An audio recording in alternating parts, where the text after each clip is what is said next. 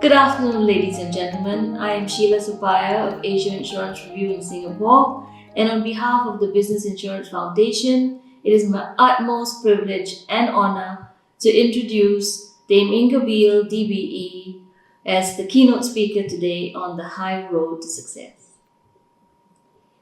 Honestly, she requires no introductions as such an experienced business leader, having spent over 38 years in the global financial services.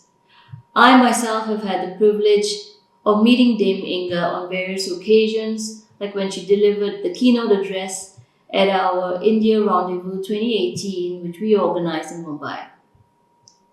A true woman of distinction, an icon and mentor of the industry, she was the first female at the helm of the 330-year-old financial institution of Lloyd's as CEO from 2014 to 2018. Her energy and tenacity has not stopped. She now has a portfolio of non-executive roles, being chair of MediClinic, an independent board member of Clyde & Co., Crawford & Company, and London First. During her 5-year tenure at Lloyd's, she was instrumental in accelerating the modernization of the insurance market, embedding an innovation culture, and expanding the market's global access across new growth markets, including China, Dubai, and India.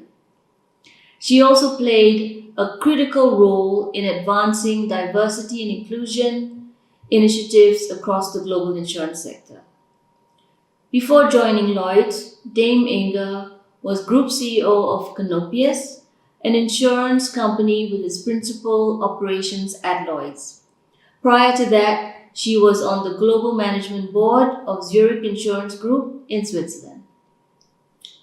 Earlier roles include Group CEO of Swiss reinsurer Converium and a variety of international leadership positions for GE Insurance Solutions, where she was based in the UK, US, France, and Germany. Truly a long and illustrious career since her early days as a reinsurance underwriter at Prudential in London. She qualified as the Associate of the Chartered Insurance Institute in 1987 and was awarded her damehood in 2017 for services in the UK economy. Her philanthropic interests include being a member of the Pitt Rivers Museum Advisory Board at Oxford University, and patron of Ensuring Women's Futures, a not-for-profit aimed at improving women's lifelong financial resilience. Ladies and gentlemen, a true woman to watch, Dame Inga Beale. Hello everyone, and what a pleasure it is to speak to you all. I'm particularly grateful for this opportunity to be part of a celebration to recognize some of the best female talent in the insurance sector. And over the next half hour or so, I'm going to share with you my own reflections on leading in the age of the unknown, including some of the lessons I have learnt as I progressed throughout my career. Now, you may know me as Inga Beale, the first female CEO to run the world's biggest insurance market, a leader who navigated and led that market through the biggest modernization of its time. And while that may be true, and I'm very, very proud to have been in that position, I can tell you that my journey to that job has played the most significant part in preparing me for the challenge. All of the accomplishments, mistakes, and everything in between are the moments that have shaped me and continue to shape me in my approach to leadership. So let me start at the very beginning. Now, how often are you or were you in a situation where you felt like the excluded one, the different one, the other one? Well, I felt that quite early on. I grew up in a small town called Newbury, about 60 miles west of London, and I was the middle child, and I had an older brother and a younger sister. Now, my mother was Norwegian, and as perhaps as expected when you've got some Scandinavian ancestry, you should have blonde hair. And my brother and sister were born with the most beautiful white blonde hair.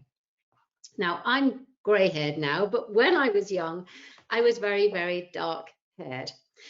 And they used to call me adopted. So from a very early age, I didn't feel very included. But you know, that feeling of otherness that started so early on in my life has probably helped me gain somewhat of an independent streak that has been an important part of how my life has been shaped. Now, when I started working many years later in the 1980s, I wasn't focused actually on my career at all. I was working in a very male-dominated environment, and I was just sort of one of the lads so that I could fit in.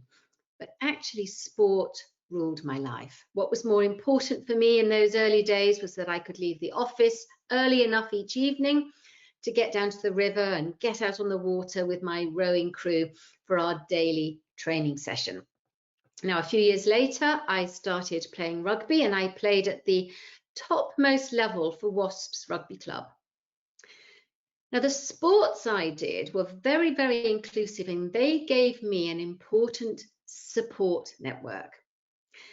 And most of the time, I would say that's exactly what sport is. It's very inclusive. But picture this scene. You've gone to support your local or favourite football, soccer, netball or rugby team. You're sitting or standing maybe in the stadium. Perhaps you've had a few drinks and you're settling in with your friends for what you hope will be a great match. Then you hear, "You're from a town full of gays and we hope you all die of AIDS." Now, that was one of the chants sung by away football fans visiting Brighton, a seaside town in the south of England, in the 2013 football championship season. It was just one of the many homophobic chants that Brighton Supporters Club included in a dossier documenting the abuse that the fans reported throughout that season. A dossier that had banter at the heart of it. Banter. We hear that word a lot. It's a sort of defense when people say things that they shouldn't. The definition of banter is actually the playful and friendly exchange of teasing remarks.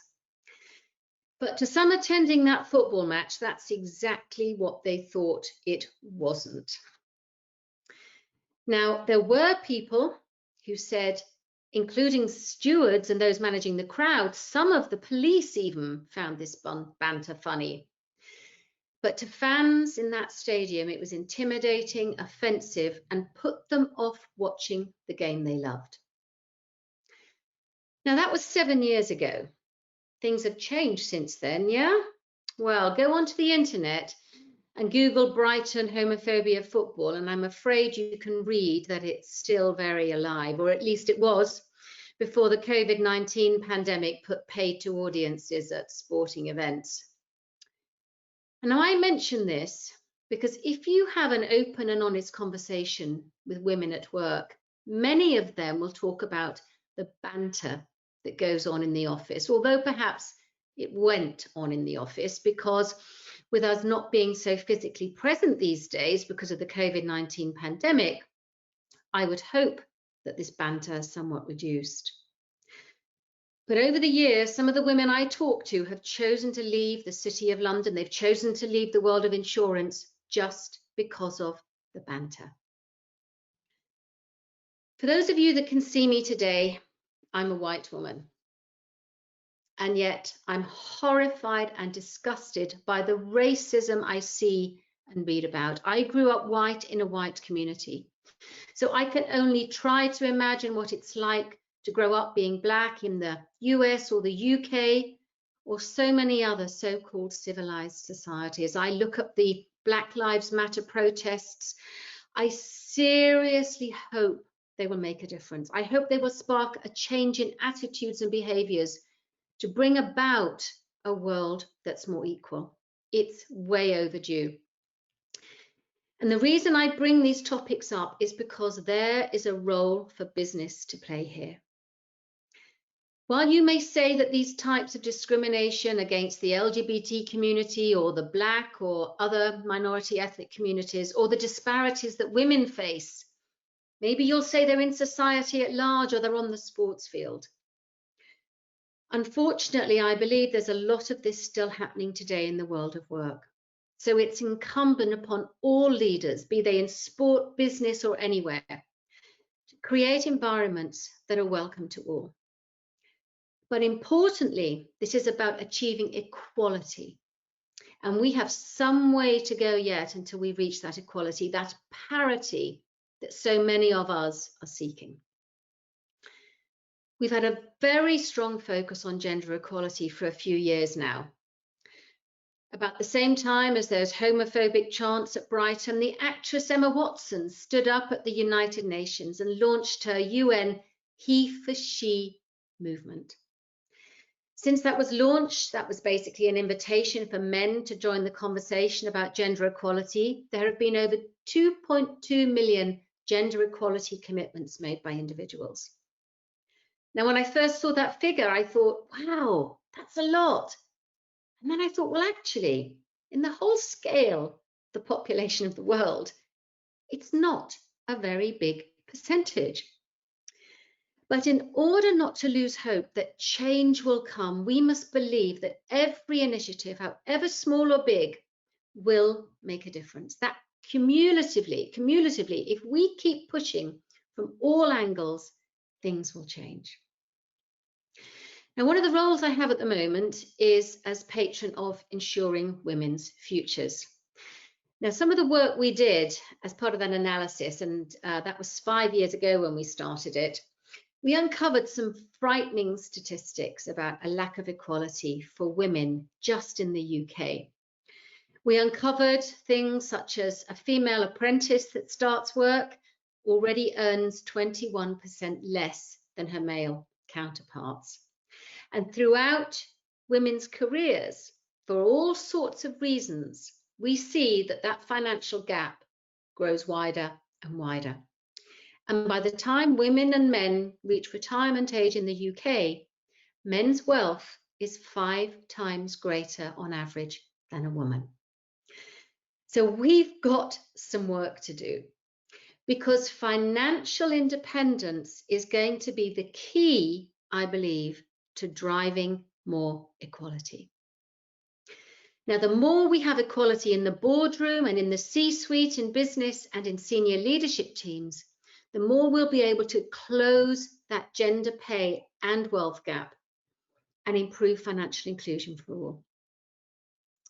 Now, that's a little bit about the status of where we are today, but I would now like to take a look at the human costs and how these can actually then impact an organization. And I'm going to now talk a little bit about me. I started out working in the City of London in the early 1980s. And at that point, I was identifying myself as a heterosexual woman. I was just tackling the gender issue in the City of London. And I was working in a world where there were very, very few female role models. My various early years challenge was to figure out how on earth I fitted into this overwhelmingly male community. And of course, that was another time in my life when I felt that otherness, I felt that exclusion. And in my late 20s, I ended up very nearly abandoning the insurance sector altogether after experiencing some pretty unpleasant sexism. Let me tell you what happened. The office I was working in held a series of parties to celebrate a peculiar sport to some, the World Cricket Championship. It was taking place in the Caribbean, and the cricket championships take days. Even a match will take days. But we had a series of parties to enjoy the cricket, and there were some posters courtesy of the Jamaican Tourist Board. Because the competition was happening in the Caribbean, we decided to have a bit of a Jamaican feel. And we put these posters all around the office. Now, in the late 80s, these were basically photographs of women, either near naked or wearing wet t-shirts. So when I complained to my manager that the pictures were still up 2 weeks after the cricket was over, he was very sympathetic. He said, of course, how could I have been so thoughtless? I went home that day feeling quite satisfied, and the next morning I came into work. I walked into the reception and the office and I saw the posters were down and I felt really, really good.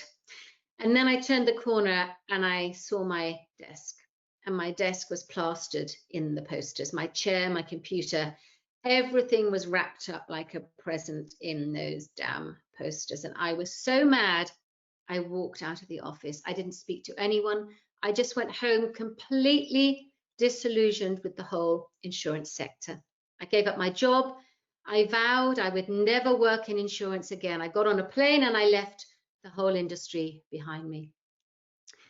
I went traveling and I didn't know where I was going really, but I bought an air ticket, around the world air ticket.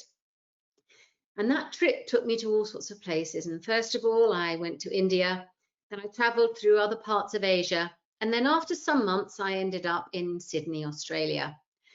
And then I needed a job. I had to find a job to pay the bills because I hadn't planned this extraordinary trip. So I took a job as a receptionist at the BBC, that's the British Broadcasting Corporation. And it turned out to be one of the most defining moments in my life. I worked for a woman there who said what she thought and wore what she wanted. Now, when I left the City of London in those times, the late 80s, it was unheard of for a woman to wear a pantsuit or trousers, but she did, this manager of the BBC. She wore what she wanted, and it was a huge inspiration to me. I saw a powerful leader who made no apology for being a woman. Everybody respected her, and the fact that she was a woman was never even mentioned. She was a role model for me at that time, a woman who was in control and was her authentic self. Now, up until that point, I'd sort of tried to fit in with the norms. I tried to be one of the lads. I'd hidden my authentic self in order to be accepted. But when I got back to London after my trip, I decided to restart my career in insurance, but on my terms. The confidence in my abilities grew. I stopped trying to be anyone other than myself, and I began to realize my value. Now, a real defining moment was within a year or so of returning to London and joining GE. Back in '94, I was offered a promotion, my very first opportunity to manage a team. Not a large team, there were 3 of us, but you wouldn't believe it now, I turned down the job offer. I didn't think I was up to it. Now, the next time my boss's boss was in London, she had a chat with me. She told me that GE believed in my ability and that I should too. I listened to what she said, had a think about why I lacked confidence, and I did a course called Assertiveness for Women. I learned a lot, and when I went back to the office, I asked for the job and I got it. And then I learned to embrace who I was, and I started to have even more confidence in my abilities because other people did. Now, all was going well. My career now was on track. But then I began hiding something else. I began to live a secret life that nobody at work knew about. I had begun a long-term relationship with a woman. I was lesbian. And guess what? I didn't feel I could be open about it. I concealed my personal life. I told lies to cover up what I had done at the weekend. I de-gendered every story about my partner, and I excluded myself from ordinary office chit-chat. I didn't come out of the closet for years, not until 2008. And I did that because I was taking on a new senior job and I had had enough of living a double life. I can't say that it was easy.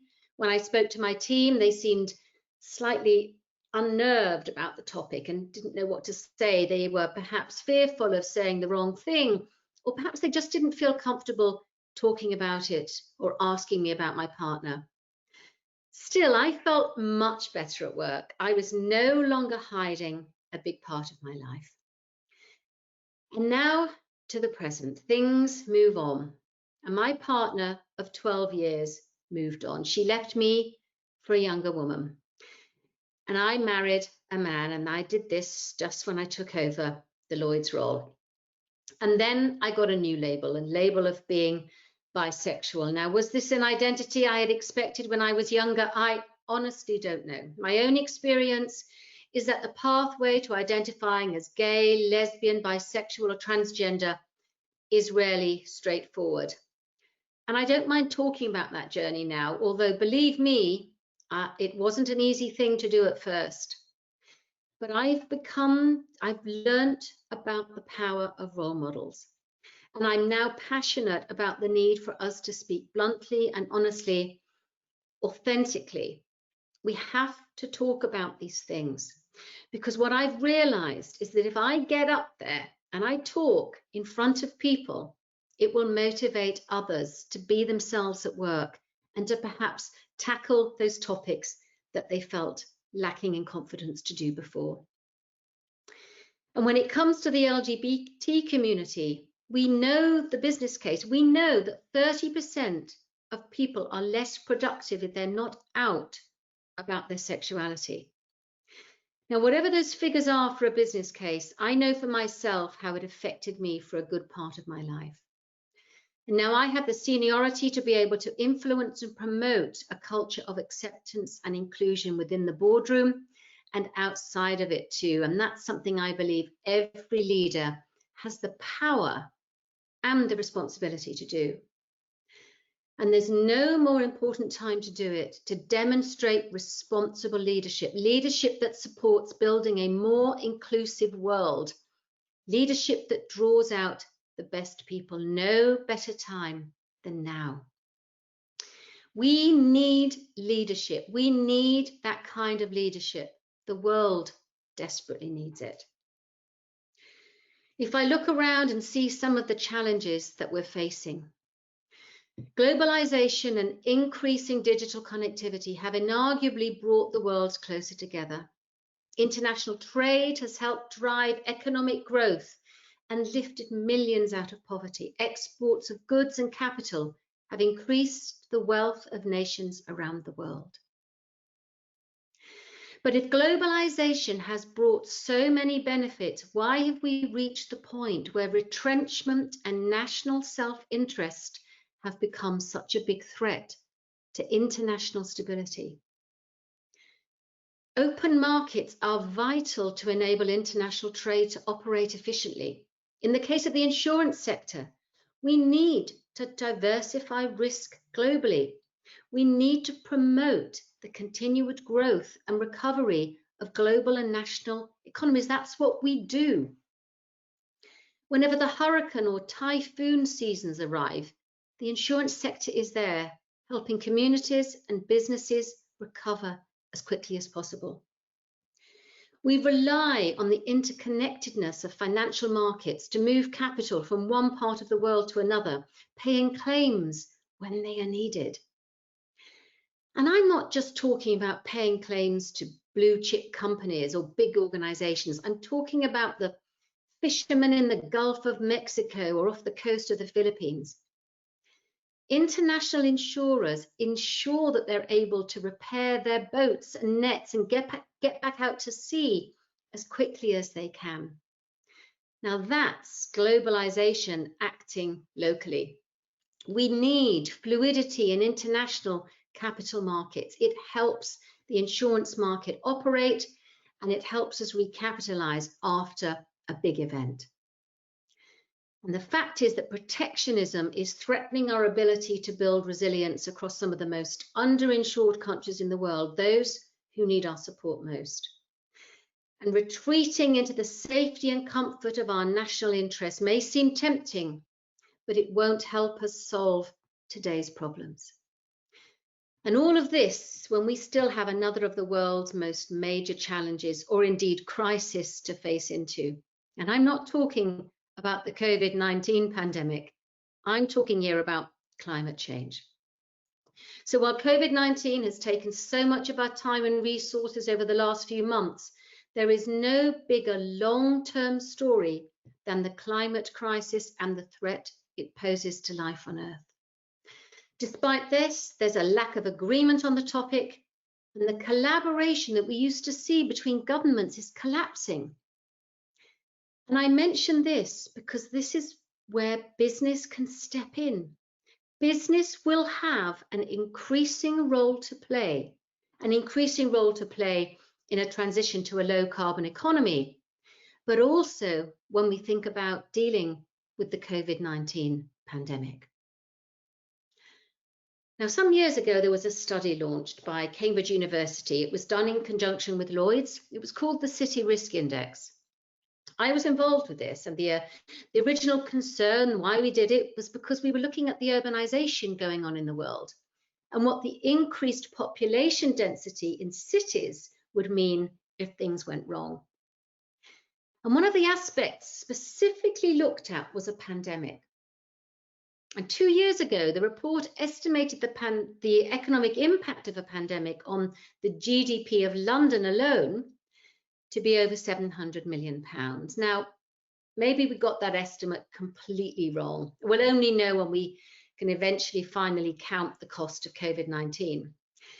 But my point about this was that there had been a ton of research done by all sorts of experts around the world on the impact of a human pandemic. And yet very few organizations or governments were prepared for this one when it came along. So why weren't people listening to the experts? Well, I believe it comes back to a big topic, a topic that I'm still passionate about, the lack of diverse voices. The lack of diverse voices around the influential tables of the world are part of the problem. First of all, we don't invite the different voices to even have a chance of being heard. And then we don't listen to anything because we don't want to hear what they say. So what do we do? What happens when we're not so good at listening to other voices? We lose people's trust. People simply don't know who to trust anymore. They don't trust government, they don't trust media, and they're even beginning to doubt the NGOs and the third sector. But how has this happened? How has public trust that's hard won and so easily lost eroded to the point that we're now seeing? People don't trust society's working for them, and you can blame them when you see the disparity in the global wealth. How can we trust a government that doesn't seem to be working in favour of society at large? So this, to me, the challenges we face in the world, not listening to people, it's all boiling down to inclusion. Society is pleading to have a louder voice, to be considered and to thought about and to be involved. And this is where I believe business can have a very, very positive influence on society. It's quite daunting. It's quite daunting to think that business leaders have a real part to play in societal change. But they do.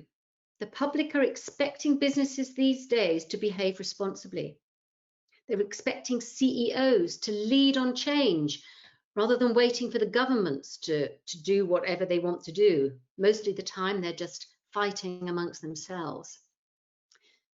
Adding to that, we've got employees who see their employers as important change agents and trust now that their employer will do what is right, or they will use their voice to bring about action.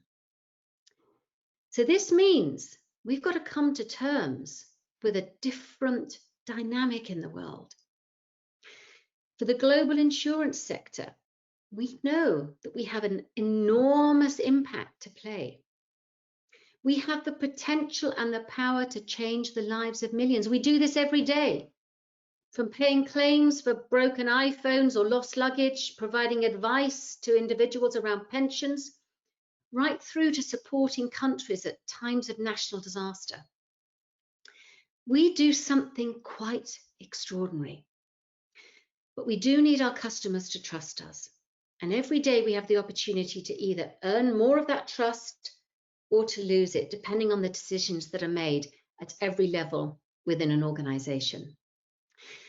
And I think we need to make sure that we're there when things really go wrong, but also to encourage people to join our sector. So never more important has it been for us to show that people are our priority, that people must come before profit.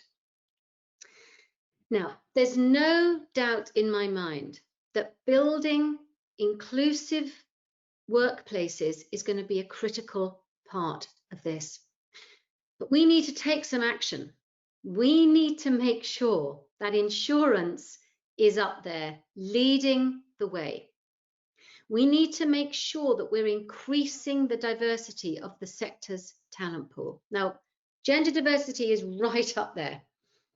It's right up there, and of course it has to be. Half of our customers are women. Now, I was fortunate enough to be named as one of the Women to Watch by Business Insurance back in 2006. And although we've come a long way since then, there is still significant work to be done, particularly when it comes to the number of women in senior positions. Now, perhaps unsurprisingly, research done by Deloitte has found that companies with a female CEO or board chair have almost twice as many women on the board as companies led by men. And an Oliver Wyman survey found that female managers, senior managers and executives in financial services are 20 to 30% more likely to leave their employer than their peers in other industries. So why is it? Why do female managers not want to stay in our sector? A sector that has such an enormous social purpose. Well, there are many things. Some of it was around women facing a mid-career conflict, a point when they weigh up the costs of a career and what they're sacrificing perhaps in their personal lives.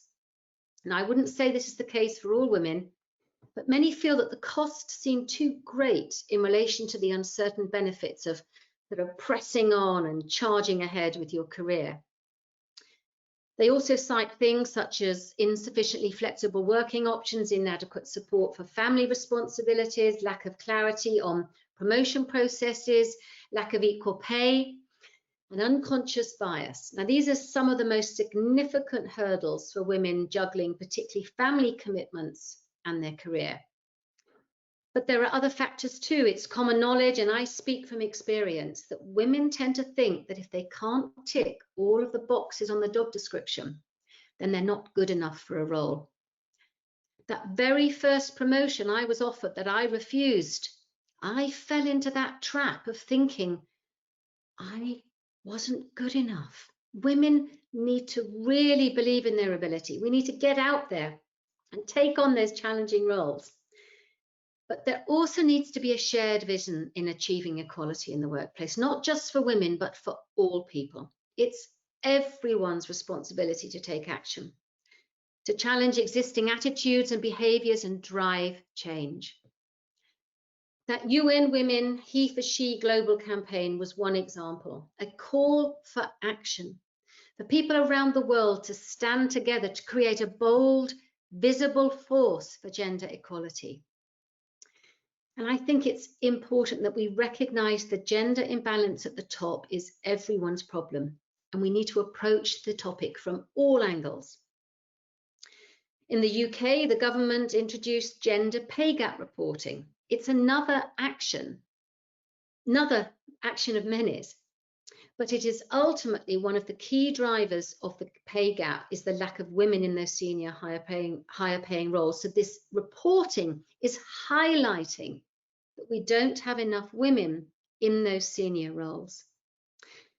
So I believe reporting is a powerful part of the action, and setting targets too, providing they force companies to do what they should be doing anyway. Now, when I was at Lloyd's, I did put in place a gender diversity target. I put in place a target that I thought was balanced.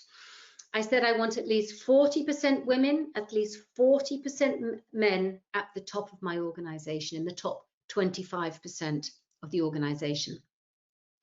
And I'm pleased to say that by the time I left, the percentage of women in those senior roles was 37%, up from the mid 20%. And I had a gender balanced executive committee alongside me. But the numbers around women in leadership demonstrate that we all need to take action.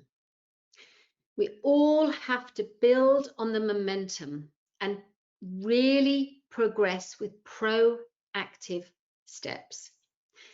It's the time to really crack this. We have to encourage women to be ambitious and determined in their own careers, but we also, all of us, need to act as role models to spur on positive change. And these Business Insurance Awards are just part of that. I mean, it is amazing that we've got such top female talent in the insurance sector. Now, some years ago, I was asked about what my personal purpose was. I hadn't really thought about it much before. And after some contemplation, I realized that it was actually about empowering women in business. And I still feel aligned with that purpose as much today. And it drives me on, particularly when things get a bit tough. I know that I simply don't want to let women down, and I must keep on talking for them, talking them up, and I must talk on their behalf so that we keep moving forward. And of course, it isn't just about women. I mentioned earlier about Black Lives Matter, about the LGBT community. We should all be setting the benchmark for inclusive attitudes, behaviours and processes right across the board. So the question is, how do we affect change in an organisation?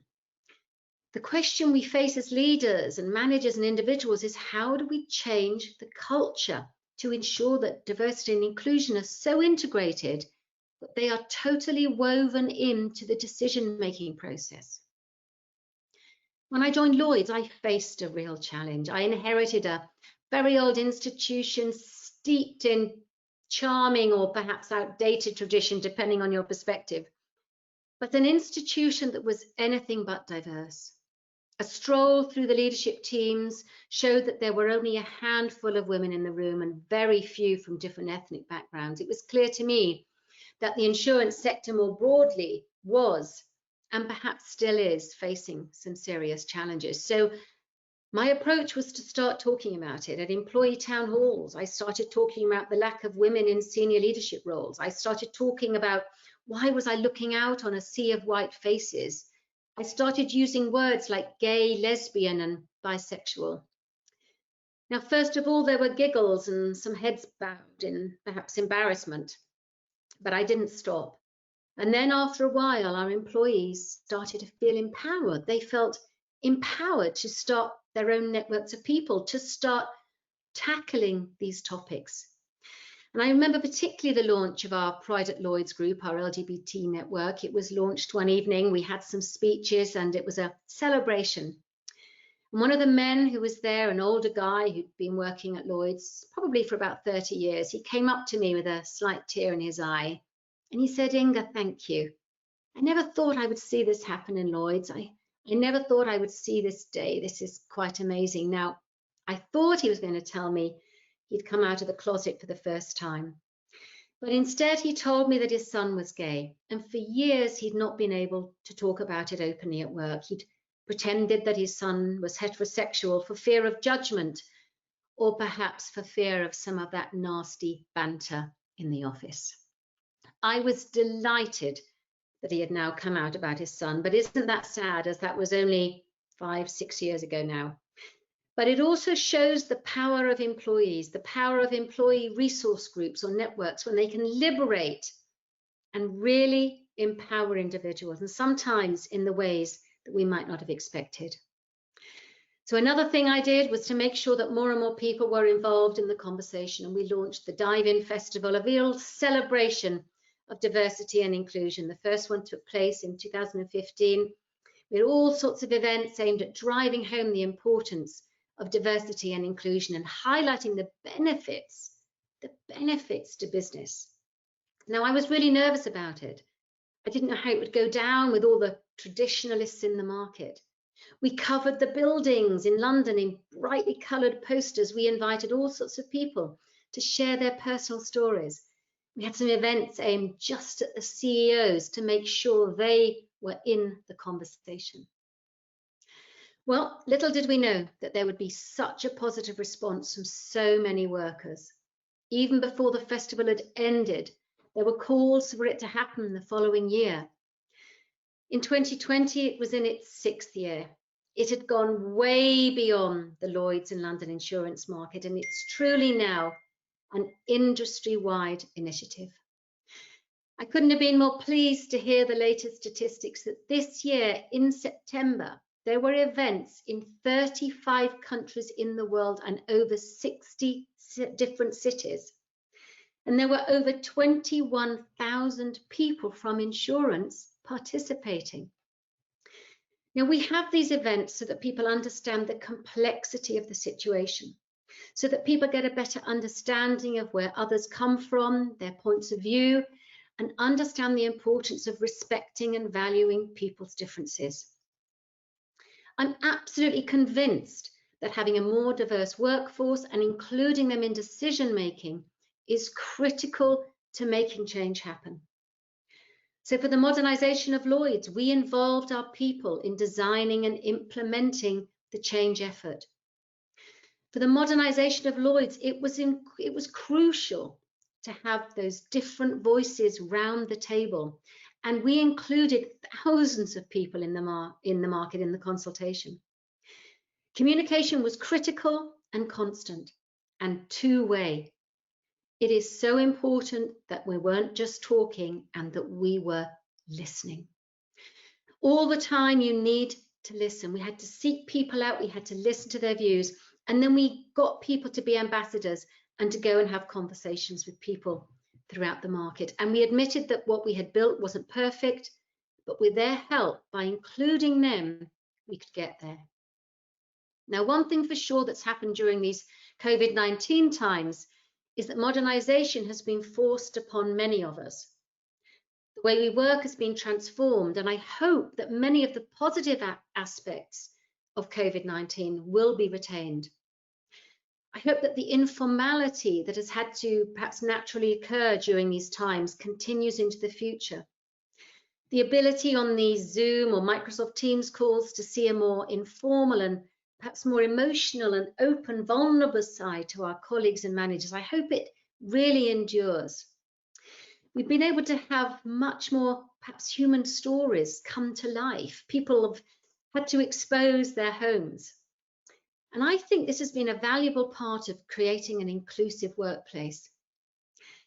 I really hope that there will be a positive change to business and that we can have people playing different roles that they may not have had the opportunity to play before in the workplace.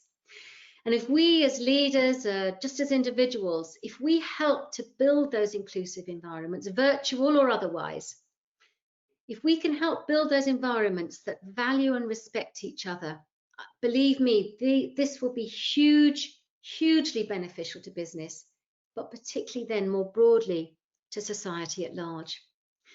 Now, an organization's culture is a direct reflection of its leadership. So the work starts at the top, but from an individual perspective, there is a lot that can be done.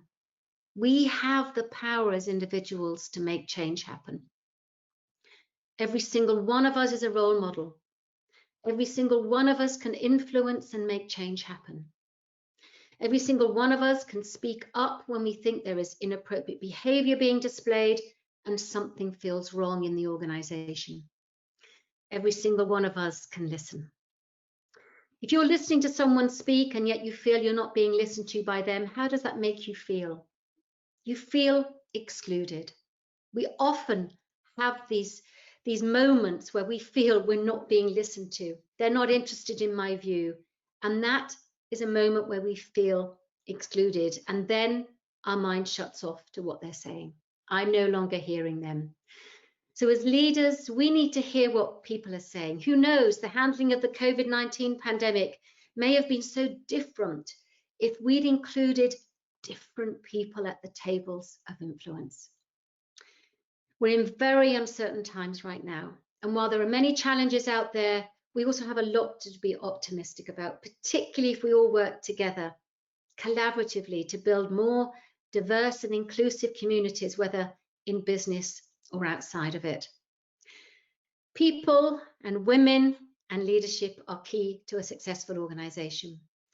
The most innovative and creative teams are the ones where people go outside of their comfort zone and listen to those new ideas. Getting new voices around the table will pay dividends into the future, and it is honestly the best way to tackle the challenges that lie ahead. Tap into the power of people, and people power can unleash the most amazing things. So thank you very much for listening, and congratulations to all of those who are being recognised today. Thank you.